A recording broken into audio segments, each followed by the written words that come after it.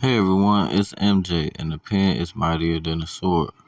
Today I want to talk about the Russian-Ukraine war and the reason why I believe they make it happen now. Why Russia wants to attack Ukraine now? They only talked about it for 8 years. Well, first I want to show you a video of Klaus Schwab speaking at the World Economic Forum. Let me just provide you with the context. When you look at the World Economic Forum, which was created in 1979, it was first created more or less as a convener of leaders to join for a dialogue at big conferences. But then we decided that it's not enough to have conferences. Actually, what we need is to integrate people on a continuous basis into communities. And for this reason, we became a membership organization. And we integrated many other communities, particularly in the scientific world. For example, I see here some of our tech pioneers into the interaction of the World Economic Forum. We finally became very active in terms of shaping global thinking. So notice he says we become active in shaping global thinking. They've been around 50 years. And what have they really accomplished besides what they want to get done, which is a new world order, one world government? Because their way led to this, mass protests worldwide. And their plan wasn't working no more. So they had to figure out, which they already had planned. They probably didn't think it would last this long. We finally started pushing back, and so they had to distract you with a war. And here's Putin at the World Economic Forum. And Zelensky, who is also a comedian and an actor.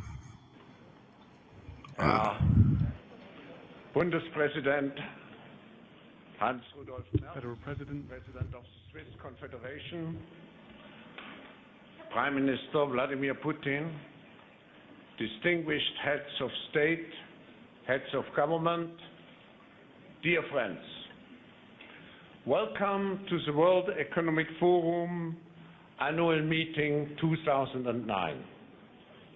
A very special event at a very special moment. What we are experiencing today is the birth of a new era, a wake-up call to overhaul our institutions, our systems, and above all, our thinking and our actions. So he puts his friends and these actors in place, and he shapes the global economy and global everything. And this is all part of their one world government as they continue to meet annually to push their agendas and their institutions, as Klaus Schwab said. And, notice he said shape the global community. Well, I also want to show you some videos about the Great Reset again. With everything falling apart, we can reshape the world in ways we couldn't before. Ways that better address so many of the challenges we face. And that's why so many are calling for a great reset. A great reset? That sounds more like buzzword bingo masking some nefarious plan for world domination. Hands up, this kind of slogan hasn't gone down well. But all we really want to say is that we all have an opportunity to build a better world. And it's not surprising that people who've been disenfranchised by a broken system and pushed even further by the pandemic will suspect global leaders of conspiracy. But the world's not that. Define our generation. Now is the time to think what history would say about this crisis. The current global crisis has disrupted every aspect of our lives.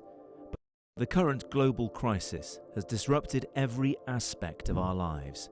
But it has also presented us with an extraordinary opportunity, a chance to reset and accelerate efforts to improve the state of our world. This pivotal moment, I see several priorities for the global agenda. We must continue to fight. Well, another guy that used to like to shape the global world was Henry Kissinger. And here he is talking about the New World Order. Of him is so extraordinary around the world. I think his task will be to develop an overall strategy for America in this period when really a new world order can be created. It's a great opportunity. It isn't just a crisis. So notice he says out of this crisis we could have an opportunity at a new world order. Just like out of the crisis that's been going on, they have an opportunity for a great reset. And they've been shaping the global everything for this one world government, new world order out of chaos. They create these crises and these chaos. Where did I hear new world order before? From this puppet. Of opportunity to lead in shaping a new world order for the 21st century. Aren't you tired of the same old narrative of this new world order agenda?